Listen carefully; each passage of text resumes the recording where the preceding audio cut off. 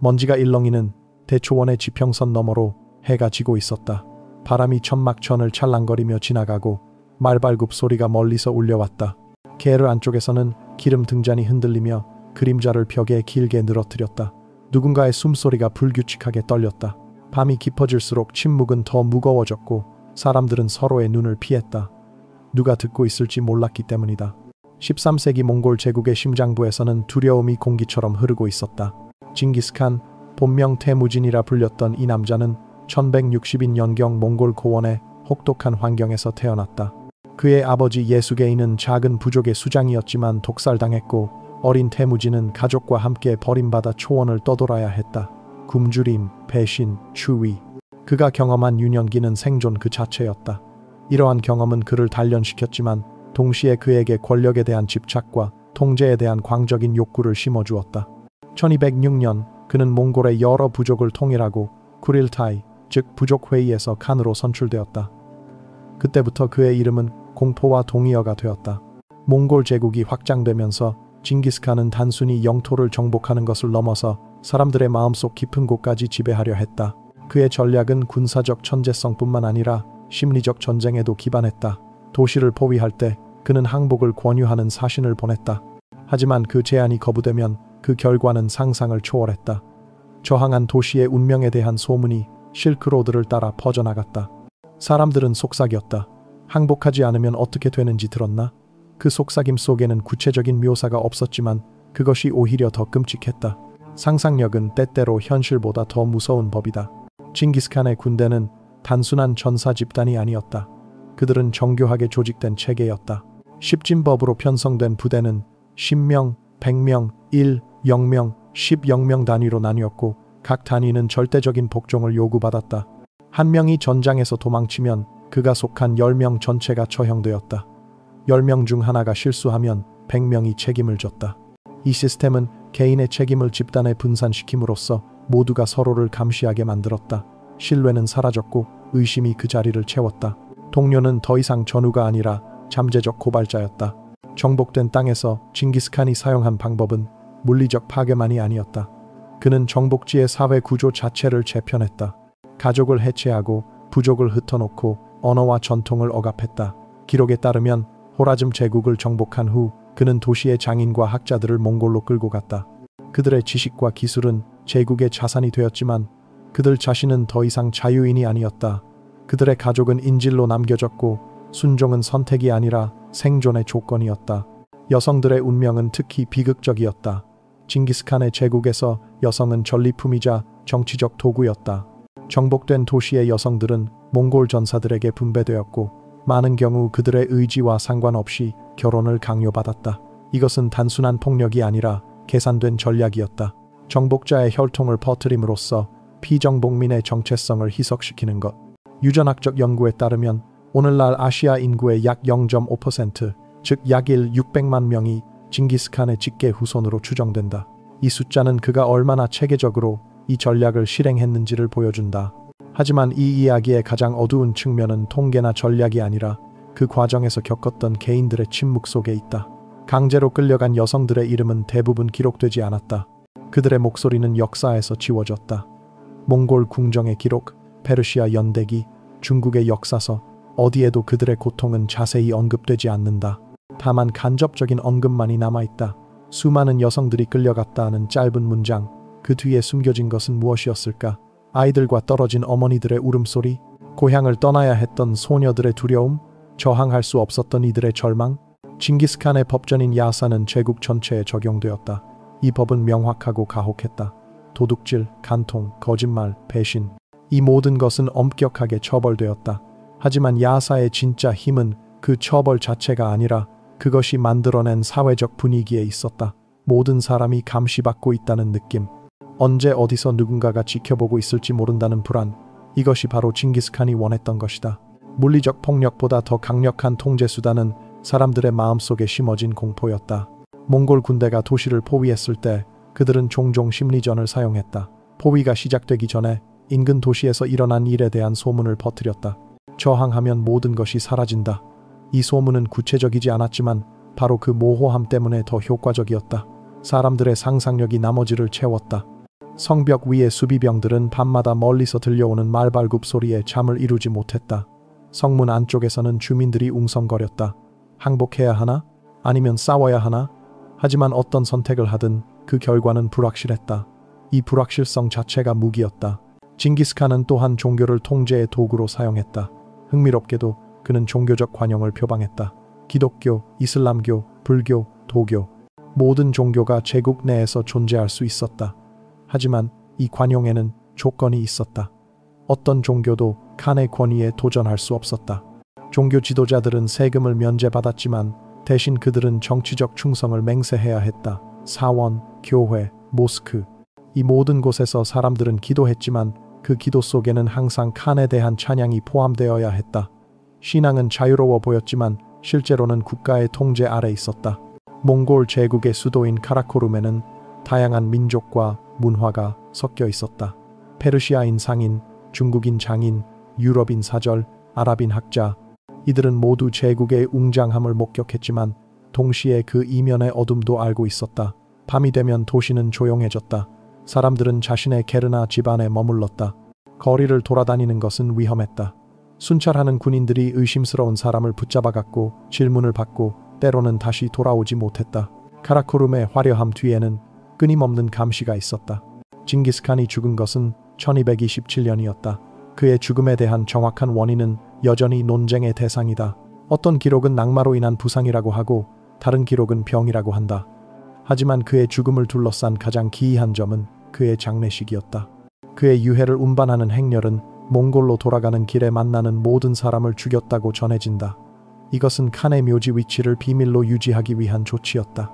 오늘날까지도 그의 정확한 묘지는 발견되지 않았다. 수백 명의 사람들이 그 비밀을 지키기 위해 침묵 속으로 사라졌다. 징기스칸이 사망한 후에도 그가 만든 시스템은 계속 작동했다. 그의 아들들과 손자들은 제국을 더욱 확장했다.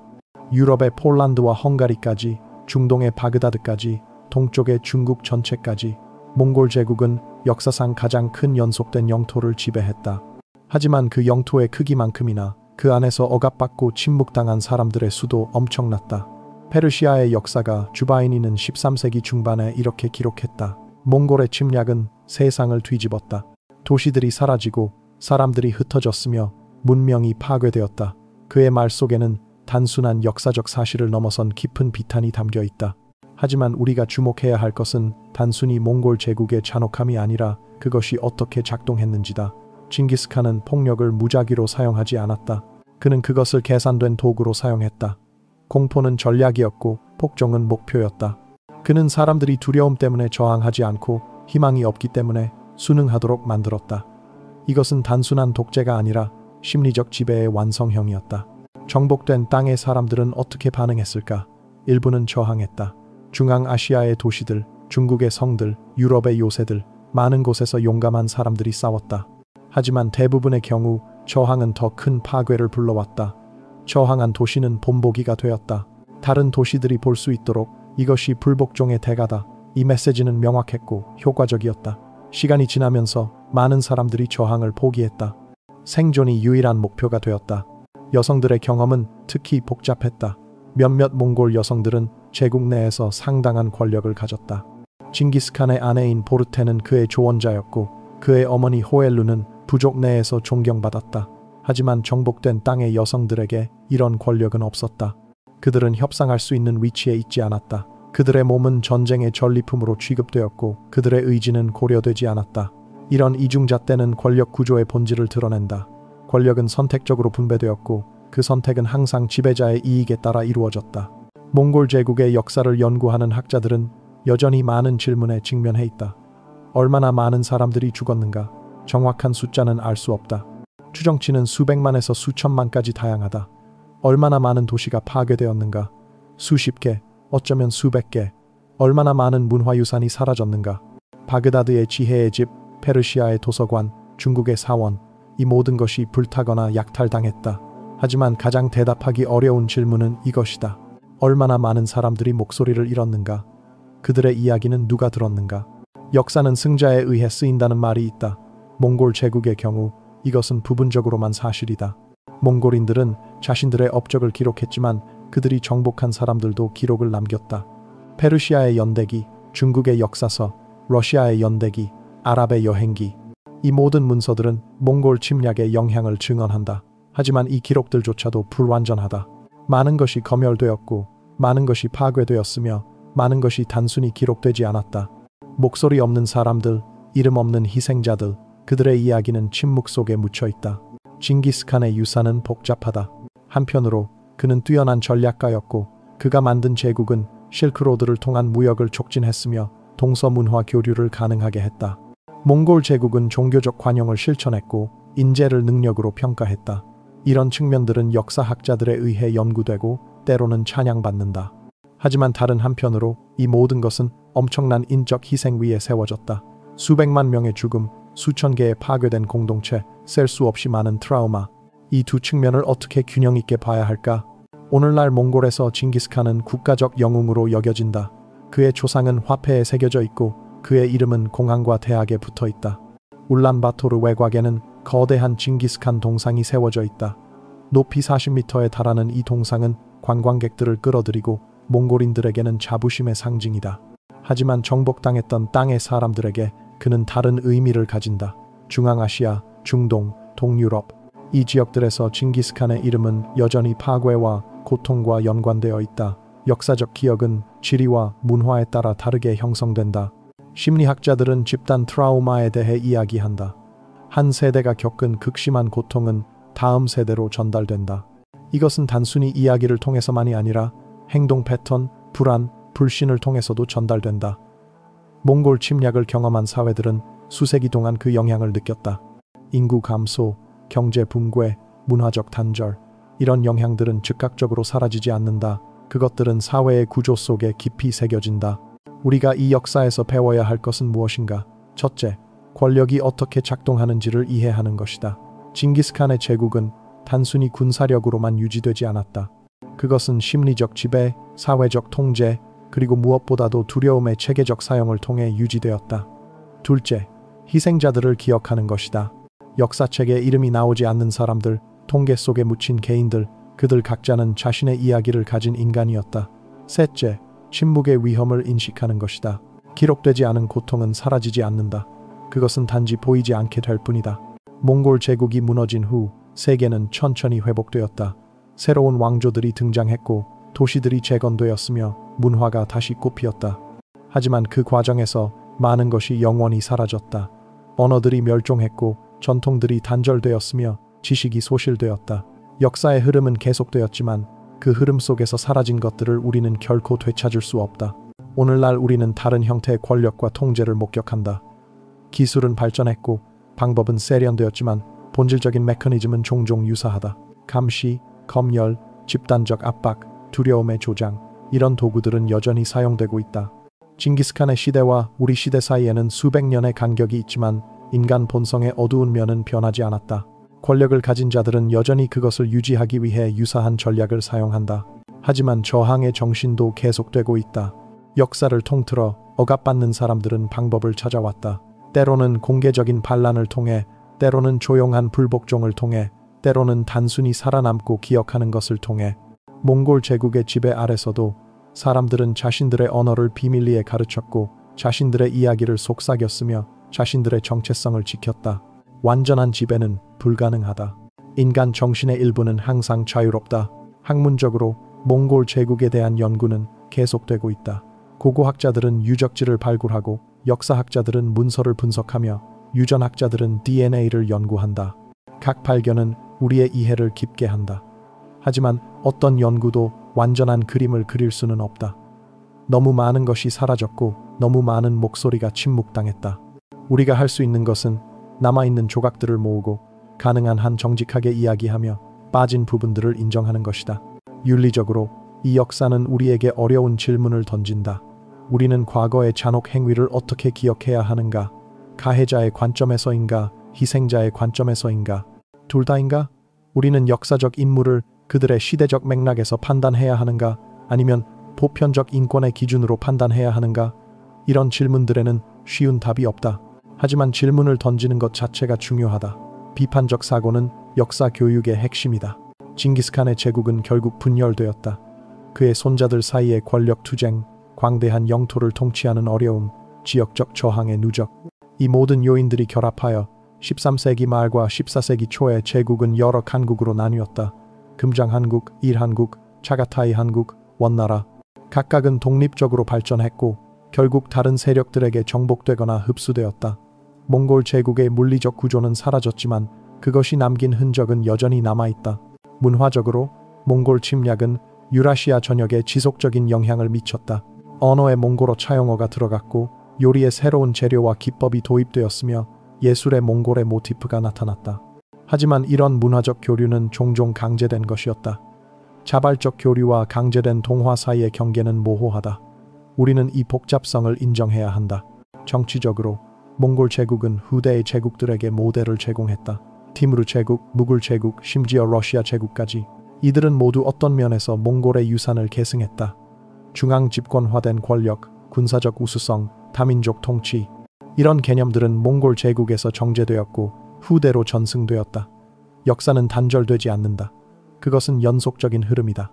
개인적 차원에서 우리는 이 역사를 어떻게 받아들여야 하는가? 만약 당신이 몽골인이라면 당신은 자랑스러운 과거와 어두운 역사 사이에서 어떻게 균형을 잡아야 하는가? 만약 당신이 정복당한 민족의 후손이라면 당신은 역사적 원한을 어떻게 다루어야 하는가? 이런 질문들은 추상적이지 않다. 그것들은 오늘날에도 실제적인 영향을 미친다. 역사적 기억은 현재의 정체성을 형성한다. 교육의 역할은 무엇인가? 학교에서 우리는 아이들에게 무엇을 가르쳐야 하는가? 영웅 서사시인가? 비판적 역사인가? 둘 다 가르쳐야 한다고 나는 믿는다. 하지만 영웅 서사시를 가르칠 때는 그것이 누구의 관점인지 명확히 해야 하고 비판적 역사를 가르칠 때는 맥락을 제공해야 한다.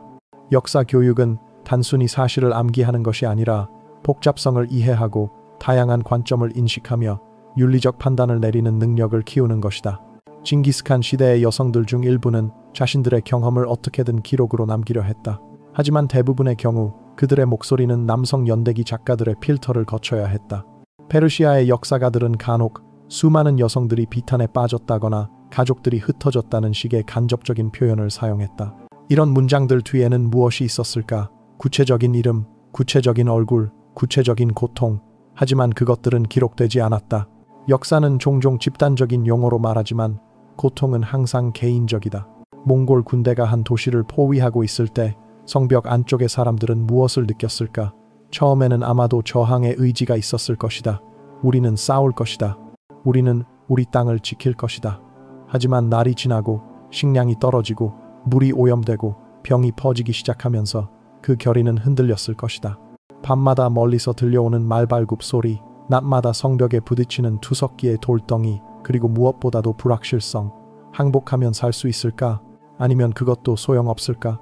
이 질문들은 사람들의 마음을 갉아먹었다. 심리적 전쟁의 효과는 즉각적일 뿐만 아니라 장기적이기도 했다. 몽골 침략에서 살아남은 사람들은 트라우마를 안고 살아갔다. 그들은 자녀들에게 이야기를 들려주었다. 절대 권력에 도전하지 마라. 그것은 죽음을 의미한다. 이런 교훈은 세대를 거쳐 전승되었고 사회적 행동 패턴으로 굳어졌다. 권위에 대한 무조건적 복종, 위험 회피, 집단 내 동조 압력. 이런 특성들은 단순히 문화적 특징이 아니라 역사적 트라우마의 결과일 수 있다. 징기스칸의 군사 전략 중 하나는 정보의 통제였다. 그는 정찰병들을 광범위하게 사용했고 첩자 네트워크를 구축했다. 적의 도시에 침투한 상인들은 정보를 수집했고 포로들은 신문을 받았다. 반면에 몽골 측의 정보는 엄격하게 보호되었다. 군대의 실제 규모, 이동 경로, 공격 계획, 이 모든 것은 비밀이었다. 정보의 비대칭성은 큰 심리적 이점을 제공했다. 적은 몽골에 대해 거의 알지 못했지만 몽골은 적에 대해 모든 것을 알았다. 몽골 제국의 통신 시스템인 얌얌은 당시로서는 혁명적이었다. 제국 전역에 걸쳐 역참이 설치되었고 말을 갈아타며 빠르게 메시지를 전달할 수 있었다. 이 시스템은 행정적 효율성을 크게 높였지만 동시에 감시 도구로도 기능했다. 중앙의 명령이 빠르게 변방에 도달했고 변방의 보고가 신속하게 중앙에 전달되었다. 어떤 반란도 어떤 불복종도 빠르게 감지되고 진압될 수 있었다. 효율성과 억압은 종종 같은 도구를 사용한다. 징기스칸이 만든 법전 야사는 명문화된 법이었지만 그 해석과 적용은 자의적일 수 있었다. 누가 법을 어겼는지, 그 처벌은 무엇인지. 이런 결정은 종종 지역 관리나 군 지휘관의 재량에 달려 있었다. 이 재량의 여지는 부패와 권력 남용의 기회를 제공했다. 법은 존재했지만 정의가 항상 실현된 것은 아니었다. 법치와 인치 사이의 경계는 모호했다. 정복된 지역의 귀족들은 어려운 선택에 직면했다. 협력하면 살 수 있고 어느 정도의 권력을 유지할 수 있었지만 그것은 배신을 의미했다. 저항하면 명예를 지킬 수 있었지만 죽음을 각오해야 했다. 많은 이들이 협력을 선택했다. 그들은 몽골 궁정에서 관직을 받았고 그들의 딸들은 몽골 귀족과 결혼했다. 이것은 실용적 선택이었지만 동시에 도덕적 타협이었다. 역사는 그들을 어떻게 판단해야 하는가? 생존자로서인가? 협력자로서인가?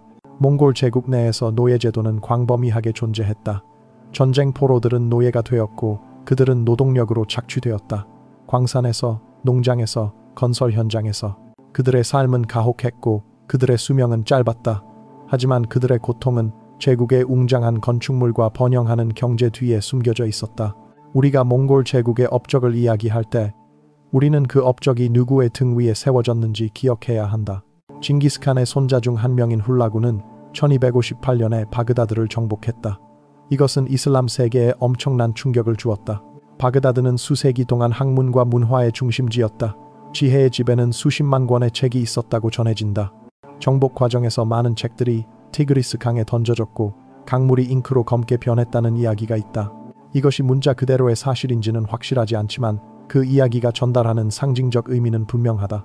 지식의 파괴, 문명의 말살. 하지만 역사는 단순하지 않다. 같은 몽골 제국이 중국에서는 다양한 문화와 종교를 보호하기도 했다. 쿠빌라이 칸은 원나라를 세우고 베이징을 재건했으며 학자들을 후원했다. 마르코 폴로의 여행기는 원나라의 화려함과 질서를 묘사한다. 어떻게 같은 제국이 한 곳에서는 파괴자이고 다른 곳에서는 건설자일 수 있었을까? 답은 아마도 맥락에 있을 것이다. 저항한 곳은 파괴되었고 협력한 곳은 보존되었다. 이것은 계산된 전략이었다. 몽골 제국의 종교 정책은 실용주의에 기반했다. 징기스칸 자신은 샤머니즘을 믿었지만 다른 종교들을 억압하지 않았다. 왜냐하면 종교 지도자들은 사람들에게 영향력을 가지고 있었고 그들을 적으로 만드는 것보다 동맹으로 만드는 것이 더 유리했기 때문이다. 이것은 관용이라기보다는 전략이었다. 진정한 관용은 다름을 인정하고 존중하는 것이지만 징기스칸의 관용은 통제를 위한 수단이었다. 제국 내 다양한 민족들 사이의 관계는 복잡했다. 몽골인들이 지배계층이었지만 그들은 소수였다. 그래서 그들은 다른 민족들을 행정에 활용했다. 위구르인들은 서기로, 페르시아인들은 재정관리로, 중국인들은 기술자로. 이런 분업은 효율적이었지만 동시에 민족 간 위계를 고착화시켰다. 각 집단은 자신의 위치를 알았고 그 경계를 넘는 것은 위험했다.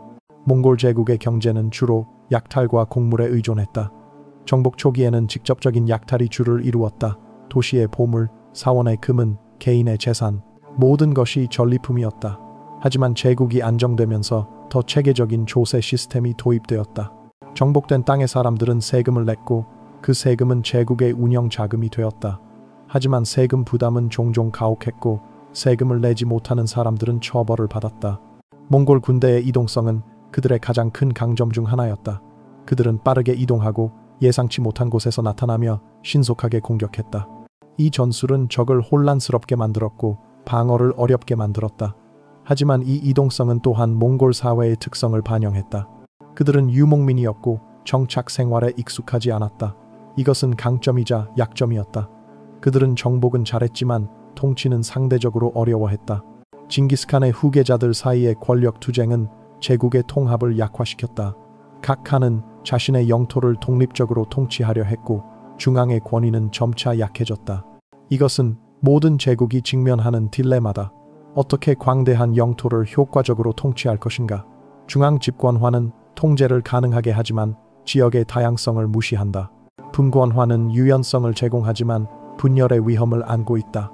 14세기 중반 흑사병이 유라시아를 휩쓸었다. 몽골 제국의 무역로를 따라 병이 퍼졌고 수백만 명이 죽었다. 이것은 제국에 큰 타격을 주었다. 인구 감소는 경제를 약화시켰고 군사력을 감소시켰다. 자연재해는 인간이 만든 제국도 무너뜨릴 수 있다는 것을 보여주었다. 권력은 영원하지 않다. 몽골 제국이 남긴 물질적 유산은 제한적이다. 그들은 위대한 건축물을 많이 남기지 않았다. 유목민으로서 그들은 영구적인 구조물보다 이동 가능한 천막을 선호했다. 하지만 그들이 남긴 무형의 유산은 광범위하다. 언어, 문화, 유전자, 그리고 무엇보다도 기억. 이 기억들은 여전히 살아있고 여전히 논쟁적이다.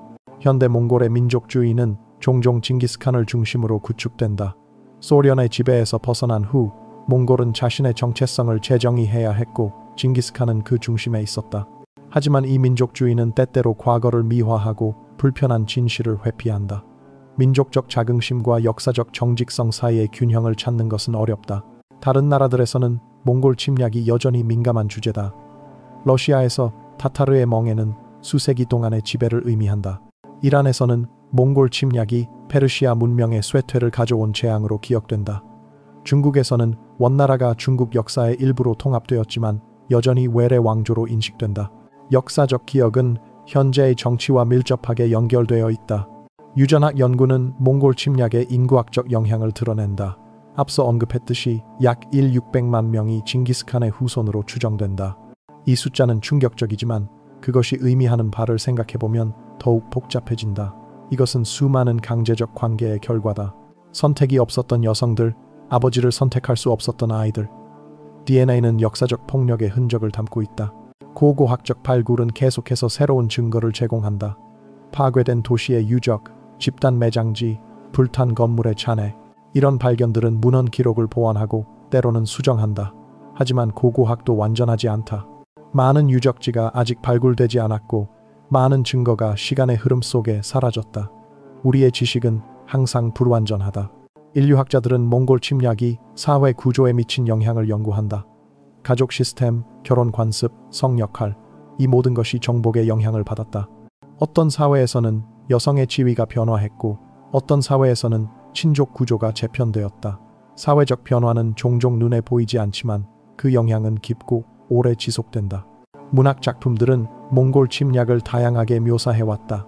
페르시아의 서사시, 중국의 희곡, 러시아의 소설, 각 작품은 자신의 문화적 렌즈를 통해 역사를 해석한다. 어떤 작품은 영웅적 저항을 강조하고 어떤 작품은 비극적 상실을 애도하며 어떤 작품은 문화적 혼종성을 탐구한다. 문학은 역사를 인간적으로 만든다. 영화와 대중문화에서 징기스칸은 다양하게 표현된다. 서구 영화에서는 종종 야만적인 정복자로 묘사되고 몽골 영화에서는 위대한 통합자로 그려진다. 이런 묘사들은 역사적 사실보다는 현대의 정치적, 문화적 필요를 반영한다. 대중문화는 역사를 형성하는 강력한 힘이다. 교육 시스템에서 몽골 제국은 어떻게 가르쳐지는가? 그것은 나라마다 다르다. 몽골에서는 자랑스러운 과거로, 중동에서는 어두운 시기로, 중국에서는 복잡한 유산으로 각 나라는 자신의 관점에서 역사를 가르친다. 이것은 자연스러운 일이지만 동시에 위험하다. 단일한 관점만을 제공하면 학생들은 역사의 복잡성을 이해할 수 없다. 국제적 대화와 화해의 가능성은 무엇인가? 몽골과 그들이 정복했던 나라들 사이에 진정한 화해가 가능한가? 이것은 어려운 질문이다. 화해는 과거의 잘못을 인정하고 그 영향을 이해하며 미래를 향해 나아가는 것을 의미한다.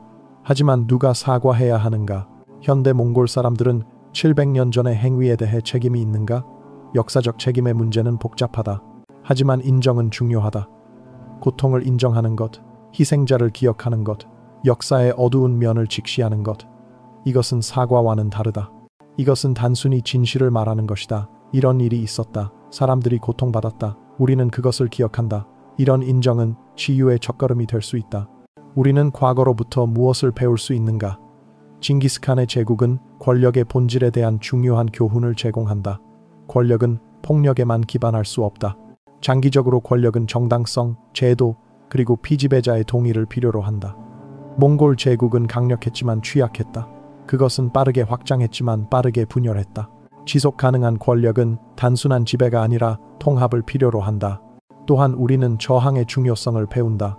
완전한 지배는 불가능하다.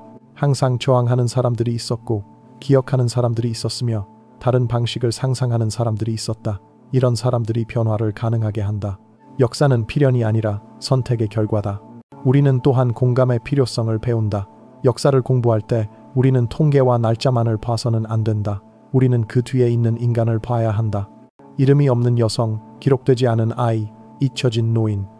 그들 각자는 희망과 두려움, 꿈과 고통을 가진 완전한 인간이었다. 역사는 인간에 관한 것이다. 마지막으로 우리는 기억의 책임을 배운다. 과거를 잊는 것은 쉽다. 불편한 진실을 회피하는 것은 편하다. 하지만 망각은 반복을 초래한다. 우리가 과거의 잔혹함을 기억하지 않으면 우리는 그것을 다시 허용할 위험이 있다. 기억은 방패다. 그것은 우리를 경계하게 하고 질문하게 하며 저항하게 한다. 오늘날 세계 곳곳에서 우리는 여전히 권력의 남용을 목격한다. 형태는 다르지만 메커니즘은 유사하다. 두려움의 조장, 반대 의견의 억압, 폭력의 정당화. 징기스칸의 시대와 우리 시대 사이에는 기술의 발전이 있었지만 인간 본성의 어두운 면은 변하지 않았다. 그렇기에 역사를 공부하는 것은 단순히 과거를 아는 것이 아니라 현재를 이해하는 것이다. 하지만 희망도 있다. 역사는 또한 인간의 회복력을 보여준다. 가장 어두운 시기를 거친 후에도 사회는 재건되었고 문화는 부활했으며 사람들은 다시 웃었다. 고통은 영원하지 않다. 치유는 가능하다. 하지만 그것은 진실을 직면하는 것에서 시작된다. 우리는 각자 이 역사의 일부다. 우리가 몽골인이든 중국인이든 페르시아인이든 유럽인이든 우리는 모두 과거와 연결되어 있다. 우리의 현재는 과거의 산물이고 우리의 선택은 미래를 형성한다. 역사는 박물관에 갇혀 있지 않다. 그것은 살아있고 숨쉬며 우리와 함께한다. 징기스칸의 제국은 사라졌지만 그가 제기한 질문들은 여전히 남아있다. 권력은 어디에서 오는가? 정의는 무엇인가? 우리는 타인에게 무엇을 빚지고 있는가?